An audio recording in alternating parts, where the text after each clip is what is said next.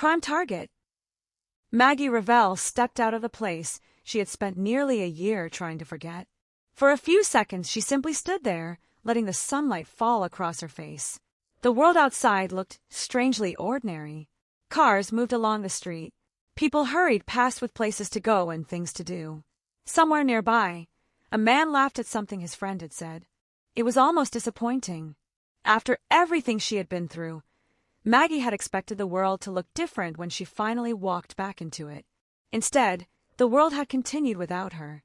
She adjusted the small bag in her hand and started toward the street. A familiar voice stopped her. Maggie turned.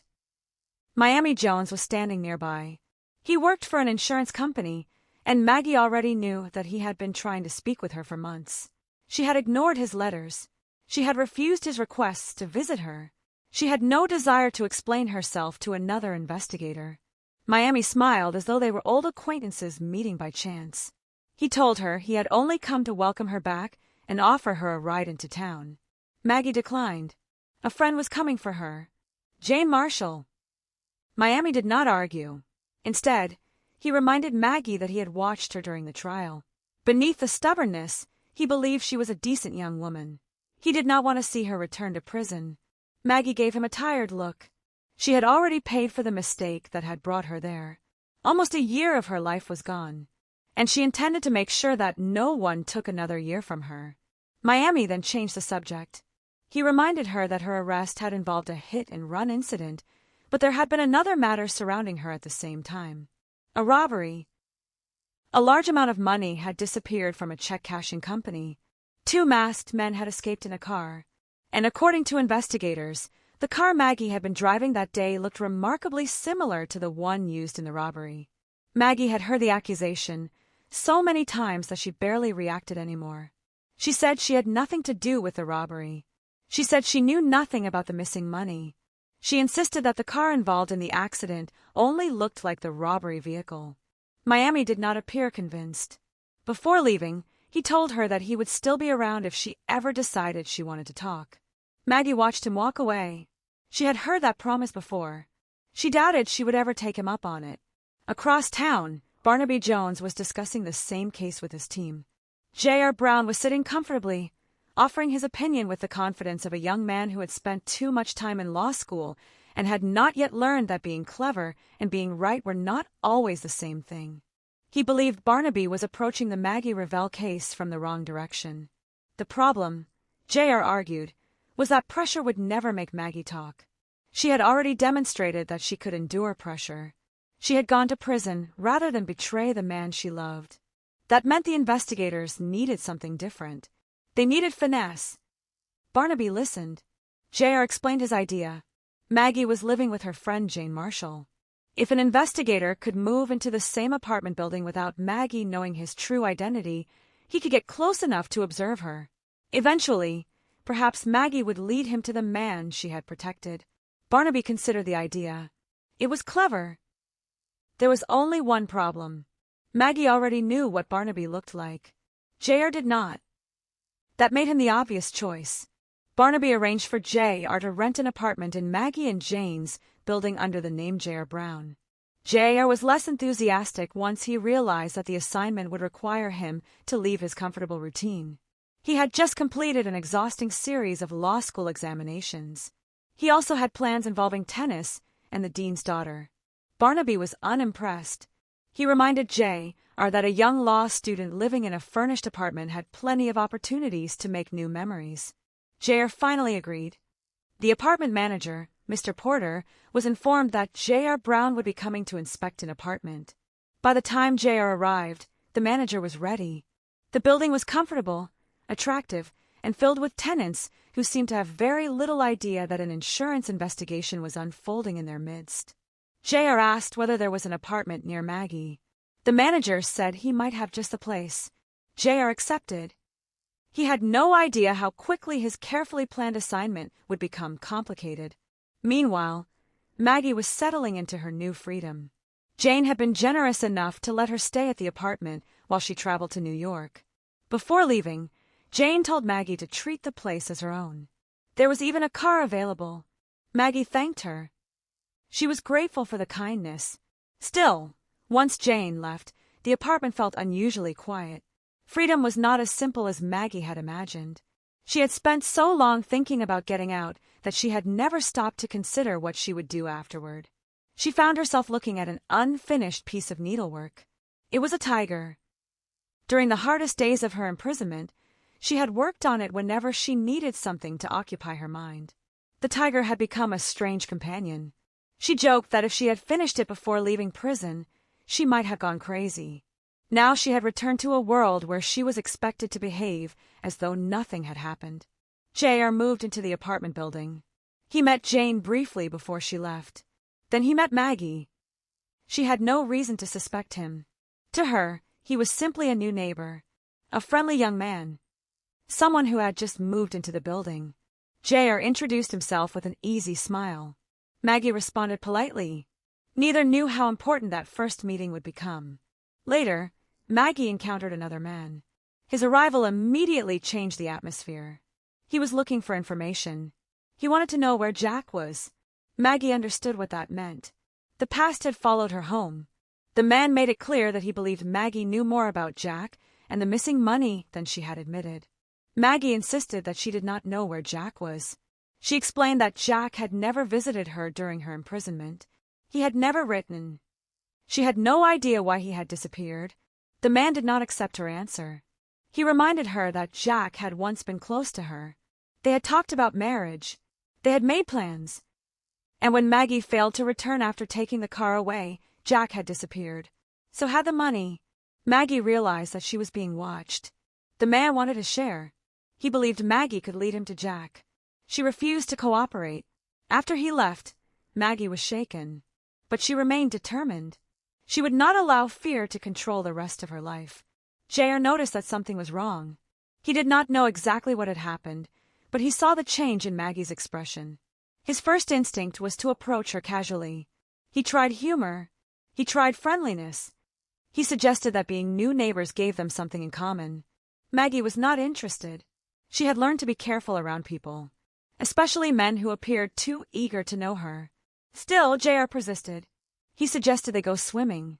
Maggie eventually agreed. The evening passed more easily than either expected. J.R. began to see a side of Maggie that did not fit the image he had been given. She was not simply the stubborn woman who had protected a suspected robber. She was lonely. She was uncertain. She was trying to rebuild a life after losing a year of it. And beneath all of that, she still wanted to believe that something good might happen to her. J.R. found himself enjoying her company. That was not part of the assignment. He was supposed to observe Maggie. Instead, he was beginning to understand her. Later, Maggie called her friend Ginger. Ginger had information. Maggie asked whether Jack had been in contact. Ginger admitted that he had called recently. He had been passing through Salt Lake City. Maggie was surprised. He had been that close. Yet he had not come to see her. Ginger said that Jack had not given her a number, but she offered to pass Maggie's number to him the next time he called. Maggie gave her the number. Then she asked about Wyatt. Ginger's reaction told Maggie something was wrong. Maggie ended the conversation. She did not know it yet, but that phone call had created another link between the people searching for her and the man she had once loved. Ginger later told Jack that Maggie had called. Maggie had asked about Wyatt. Jack immediately understood what that meant. Wyatt had already been looking for Maggie. Jack worried that the situation was becoming dangerous. He wanted to leave. Ginger believed they could disappear. Jack knew they could not keep running forever. Maggie would eventually learn the truth. And once she did, everything would change. Back at the apartment building, J.R. continued playing the role of a charming new neighbor. He invited Maggie to dinner. She accepted. They talked about their lives. J.R. told her about his education and his time in the service. Maggie told him about growing up in Alpine, Texas. Her story was surprisingly simple. She joked that the most exciting event in her youth had been a state cheerleaders competition. She had lost in the first round. J.R. teased her. Maggie laughed. For the first time in a long time, she seemed genuinely relaxed. Their conversation became warmer. J.R. began to see how easily Maggie could smile when she was not being questioned about the past. She told him that she had never been particularly lucky with men. JR joked that they could change that. Maggie smiled.